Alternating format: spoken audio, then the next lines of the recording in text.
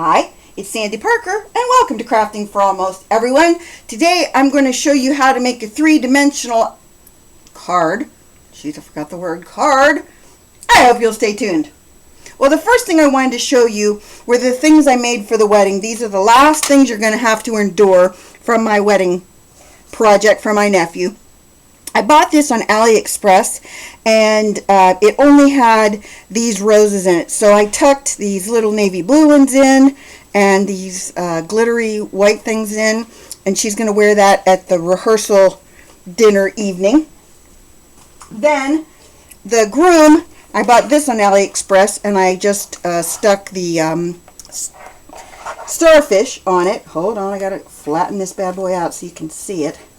And then I don't know if you can see that, it lights up. Well, maybe I'll shut off a light and then you can see it. I'll shut off two lights and then you can see it. There you go. There's that setting. Then it has this setting. Then it has that setting. It's very frisky. I think my nephew will get a big laugh out of that. And that's also for at the rehearsal dinner. Just for, you know, an evening of fun. So here's another thing I made. This is last minute project. My sister said, I don't have any table places, you know, place cards that say where people should sit. And it's only a small wedding of 50 people, but she wanted to make sure that the bridal party, there's 2 tables of bridal party guests, and then she wanted to have a parent table. So I made these, and this little thing on the back is a stand. Hopefully, here, I'll turn it this way. Maybe you can see it better. Can you see that it stands up? Ta-da!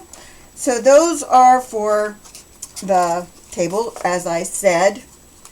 And then I got a little bit, I went overboard, obviously, on everything. Because once I started doing something, I just kind of kept going. So I'll show you. I want to make sure that I can show you the boutonnieres because I don't think I've showed you those yet.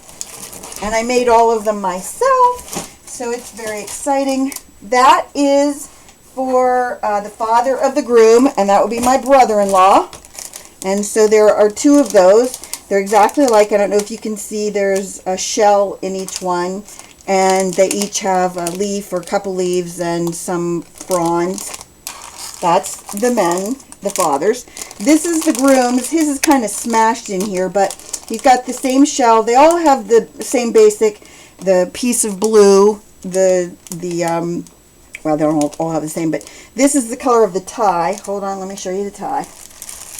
This is the extra tie that my brother-in-law gave me, so I had to match things to that. So I matched the ribbon to it, and then, of course, there's the seashells. Then all of the groomsmen are wearing a very simple one. It's just the seashell. You saw those. I made that in a video for you. Then there's a little flower girl. Her thing right now says ring bearer because originally it was a little boy and now it's a little girl, so I got to fix that. And then my sister's is for on her wrist. And hopefully you can see that. This expands, it opens and closes. I bought it at AliExpress and I ripped all the things off of it and put my own pieces on it. Of course, she's got the one shell like everybody else. Her dress is navy blue and it's got sparkle on it. And so I tried to make her wrist corsage so it would match. Her shirt, no, not her shirt. The cape that goes over the dress is really lightweight, so it wouldn't hold anything up. So I had to go with that kind of a plan. So we're going to be making a tunnel card, and to make the tunnel card, I wanted to have these two fish kissing, and this is the first fish, so you need to reverse the fish, and so I thought I would show you guys how to do that. It's very simple. Here's what you do. You get a piece of your acetate, your spare acetate, wherever you keep it, and then you're going to want to ink up really well ink your stamp. I mean, I'm doing way more than I normally would, but I want to make sure it's really juicy stamped. Then you're going to hold this very gently and stamp it on your acetate. Don't move it from side to side, but you want to make sure you get everything. So I kind of wiggle it up and down to make sure I get all my fins, and then you pick it up. Okay? Like that. You see them? Then You're going to take the spot on your paper where you're going to lay him. Keep one hand on him and the other one you're going to rub to make sure you transfer him. I use Versafine Onyx black ink because it's a pigment ink. It's a very dark ink. And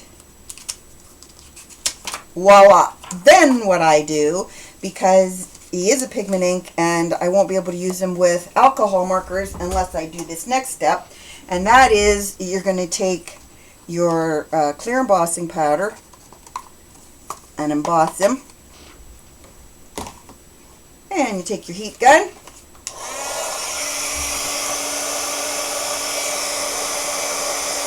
That makes him so that when you use alcohol markers to color him, it won't smear. And I made one down here before just to test him to see which one I like better. And they both have a couple of little splotches, but I think I'm going to go with that one for my coloring. And in wildlife, the male of the species is more colorful than the female. So what I thought I would do is I would make the other one more colorful. As I said, I'd like him to be the male. So let me grab the markers I want to use and I'll be right back. So here's my plan. I'm going to use from my Arteza markers, I'm going to use A266, the lightest one, then 263, the medium, and 264, the darker.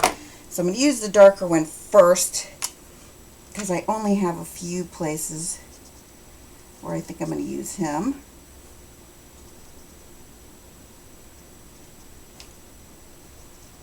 And then I'm going to use my lighter one to color my whole fishy. And then I'll go in with the medium tone to the spots that I want to color a little bit darker.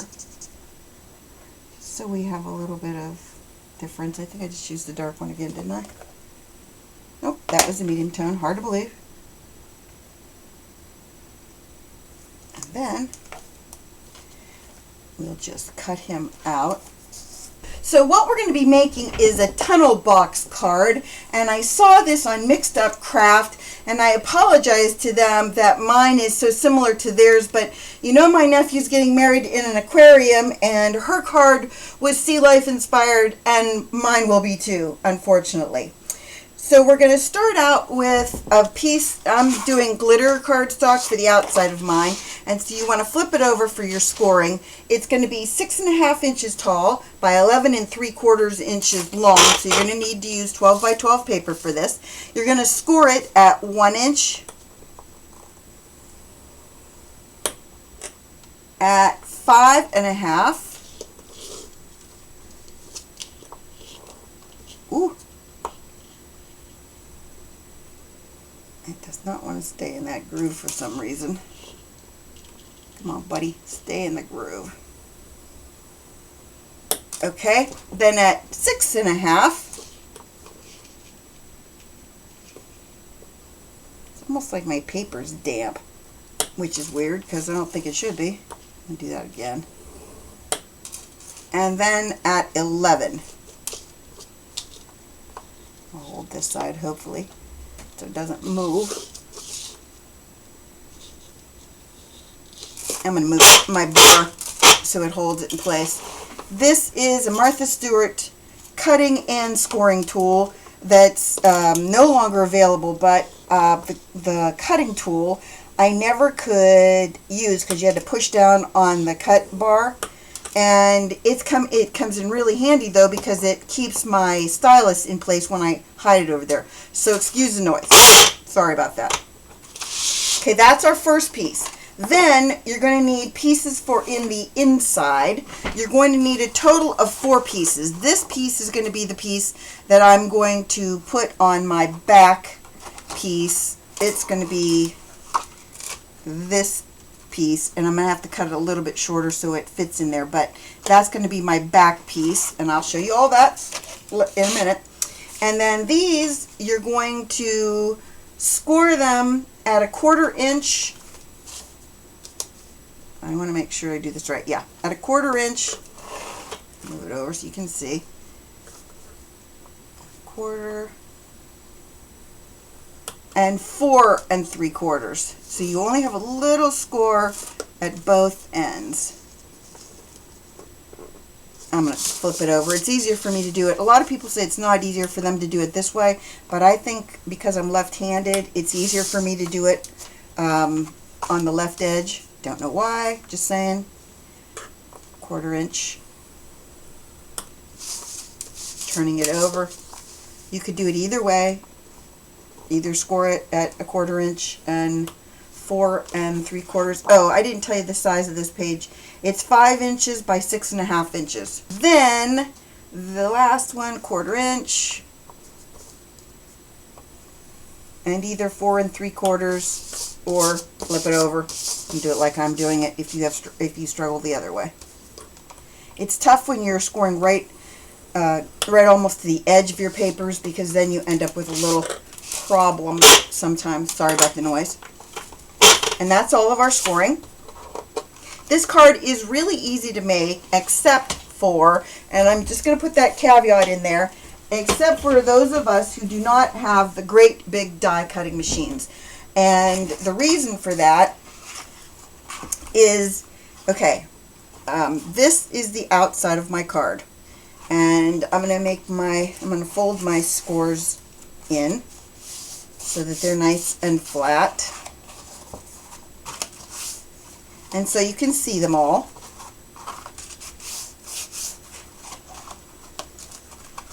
And there's that one. Now the way this works is it goes like this, and you create a box out of it. But when you do that, you need to have layers. And so this is our front. Let me help you with that. After your 1 inch score on your left side, well, it doesn't really matter, this is going to be our front right here. Why don't I draw pencil marks so you can see it, and that way you kind of get a better idea, because on white paper, ooh, that was smart. On white paper it's hard to see, and hopefully the pencil marks will help you. Those will be in the inside of the card, so no one else should see them, but we could always erase them. So that is the inside of our card. Let me zoom in a little so you can see this better.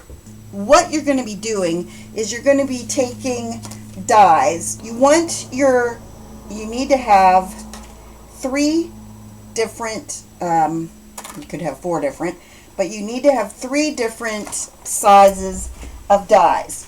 And the dies have to be from the same series, because you want them to be, you want them to all work together. Now this is pretty big, and I don't know if this makes it too small. Here is the problem with this one though.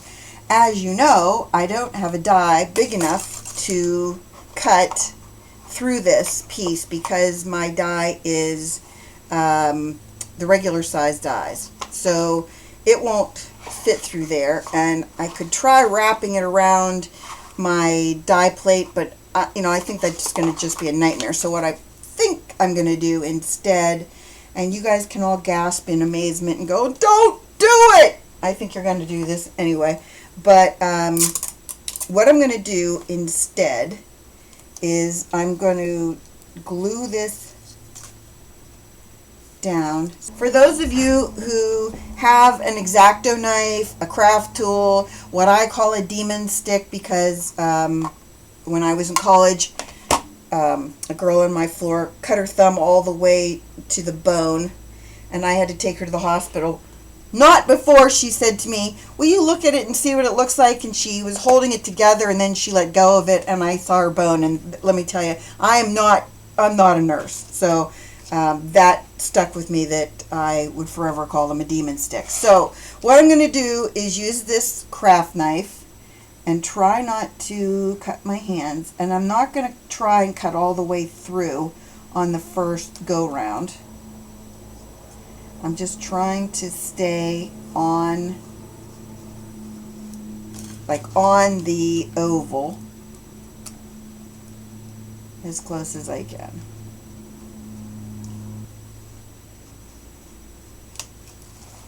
Okay, so now what I'm going to do is, instead of taking my demon stick and cutting more of that, And by the way, that's the only time you're going to have to do it. From this point on, we'll be able to cut our other ones without using that. And then you're just going to take your regular craft scissors, and what I would do is I would try and follow the pattern just to try and make it as clean of an edge as possible. There is my first cut, and it's important that you look at the majesty of it. It's so beautiful. We're going to go light to dark, as I just said. So what you want to do is you want to line this up so that your score lines, you see the score line right there and right there. You want to line those up and make the two cards even so that this die is going to be, this is the next one down, so that this die you can center in the one you just did. You want to make sure, though, mine's not going to be exactly perfect because I, cut it and trimmed and did all kinds of wonky things. But you want to make sure that this one, that you, even if you have the magnetic piece on your die cutter, you want to make sure you put this with tape so that it doesn't move, because you don't want it to look like it's not straight. That looks good. Okay, let me run this quickly through my die cutter, and then we'll go on to the next one. Okay, there's our first one. You can keep these. You can do sentiments on them. You can do all kinds of things on those pieces. Then, the next thing we're going to do is we're going to take this one, and we're going to lay this one underneath it. And it's easier to line these ones up because we have the the place, they're exactly the same size. So then I'm going to take this one. It's a little bit smaller, and I'm going to put it in the center of this one. I have a Vagabond die cutting machine. It's electric. I really like it. Now that they're making the really, really big ones, I'm not sure if I wouldn't love one of those more, but this is the first time I've ever been in a position where the dies were not, or the die cutting needed a bigger die cutting machine than I had. So this one is much smaller. Well, at least it looks much smaller to me.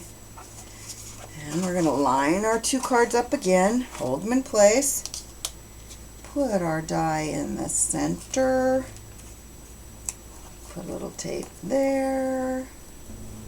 Alright, now we're going to use 1/4 inch tape to put our pieces onto our card. Tear tape, that is. And the way you're going to do it is you're going to fold the folds up 90 degrees. You just want to make sure that they're, and you can fold them all the way, but you just want to make sure that they're folded up like that. Okay, those are done then. So the next thing we're going to do is we're going to make sure this fits in here perfectly. So I think I probably need to take maybe a little bit over 1/4 inch off. Okay, so that's that piece. Okay, we're going to glue that in place. I'm going to put some tear tape on the back, and that way we'll be sure it will really adhere well to the card. I'm going to pull one of my tape runners out maybe and adhere some with tape runner. The important part of this card is going to be the top, because we want to make sure that we have this really lined up to the top, because it's the top section that might show some, you might see because of the way I had that little malfunction, if you understand what I'm saying. I don't know what this like black spot is. I don't know. That's bugging me. We'll have to figure out something to hide up there. Now, when Mixed Up Craft, when she put hers together, she put everything together. I'll show you how this goes. It's going to go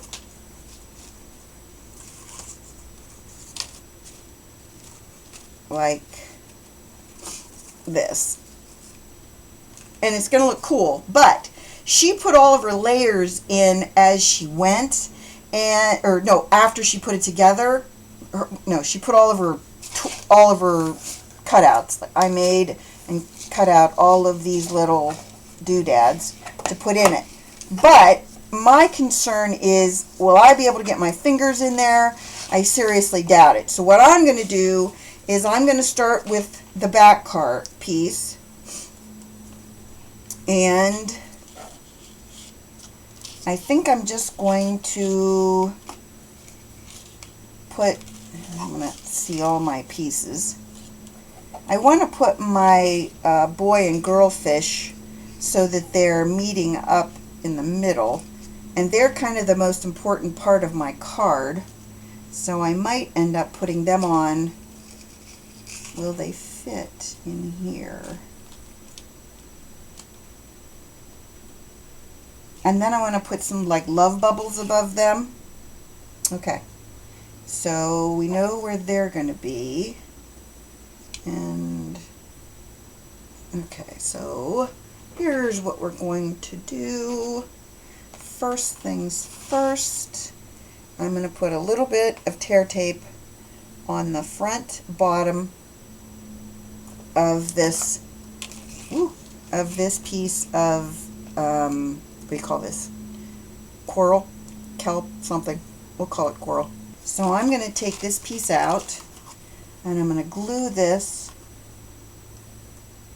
kind of right there on the bottom so that that piece has something. And then maybe one of these. I can always try something further up. I can make this shorter. I want to put kind of further down. Hold on, buddy. Kind of further down and off to the side. Too far down. Too far down and off to the side. No, I think that's probably not too far down. Then I think, let's see, where does that one show up? I think I'm going to put this little starfish up on dimensionals right in that little spot between the two coral and kelp. Right there. Okay, then we go on to this layer, and I like doing it this way for myself because I want to be able to see where things are and know kind of where it's going to end up after the fact, if you know what I mean. I've got some hearts that I cut out with a die, and I thought what I would do is glue them into the center here. I put a little dot of glue. Hopefully it'll hold them. And maybe I have them spaced too close together. I hope I don't. I put Wink of Stella on regular red cardstock. I wanted this to look like the little drops that come, you know, or the little breath marks that fish have that come off of them. That made sense, right? Oop, now there's glue on that fella. Might be too many, but for right now, I'm liking them. I'm going to use this little block and put it right on those for the meantime. Okay, then on this one, I thought I would maybe do something with him. I can't decide. So this one goes here, and then on this one, and I think I'll glue this one.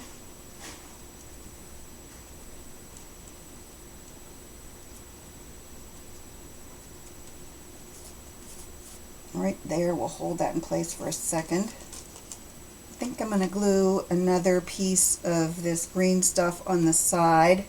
Alright, so let's put this one, move that out of the way for a second. Let's put this little fella, put that right there and see how that works. Yep, I like that. Then, should we put something, so then let's put this here. And I still think I can put this right in there. Might be too close to the other one, but that's okay. So now we're ready to attach everything. I glued most of my pieces down. As I said, I used the inside of the guts of this die for these hearts, and then I'm saving the outside of it for the outside of my thing when I'm done. Does that make sense? Thing when I'm done. So we're going to start with our smallest die. Our smallest die opening. And what we're going to do, I'm better doing it this way, where you're going to line up. Hopefully you can see that. I know this is going to be blocking the glare. That should be straight. We're going to put that in place. Then we're going to lay it down. Then we're taking the next one up. Oh, they all glued together. I had some issues with this one where I ripped a bunch of things off. But in a second, you're going to see why that doesn't even matter. See it? I don't know if you see the ripped paper there. Okay. So the next thing you're going to do is you're going to butt that next edge. If my head's in the thing, I'm sorry, but the only way I can see where I'm putting things. That looks straight. Hopefully it is. Lay it down. Then we put our third one in place. Put it up to that one. Now I could have put one more in because I have enough room to put one more in, but I'm not going to. I'm leaving that gap in place. Then all we're going to do on this side, I forget how you do this. I like to admit it when I can't remember something. I think I'm going to do it the same way, although I know there's a lot easier way to do it, where you just lay the whole thing down and things come off. It comes off, but I'm not remembering exactly how they did that, so I don't want to screw it up. Watch the video by Mixed Up Craft. I'll link that below, as I always do. Okay, so we're going to do it this way. Same way as before. We're going to fold it down. We're going to bring this up to the line. As I said, I know there's an easier way to do this, but I can't remember what it is. Okay. Now I'm going to turn it on its side so I can push all of these down. Then you're just going to take this piece, and we just put some tear tape on it. Make sure if you have any edges that come over the top that you get them out of the way, and then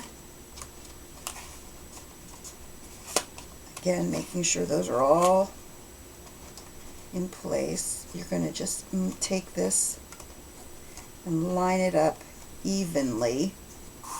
Now if you have a little bit of overhang like I have, I'm not worried about that. Okay, let's finish up this bad boy. We're going to do the front. I have this little sticker. It says, it doesn't matter where you go in life, what you do, or how much you have, it's who you have beside you. And then I moved the stingray for the 50th time. This poor fella has been everywhere on this card. I'm just trying to find one spot where he fits and looks good. I think he's really cool, but I just can't figure out where to put him that he doesn't interfere with something or another. I'm going to go with it right here, and hopefully I can get him to lay down. He has so much glue in so many places on him. I just want him to... I think you can figure out that says where. And I'll put a little glue under his tail, because his tail also has had several glue spots.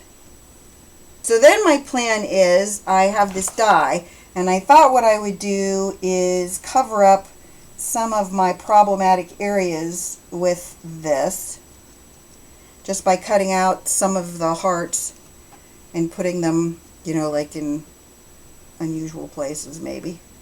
I don't know. What I'm going to do first is just lay them around. Alright, that's what I think I'm going to do.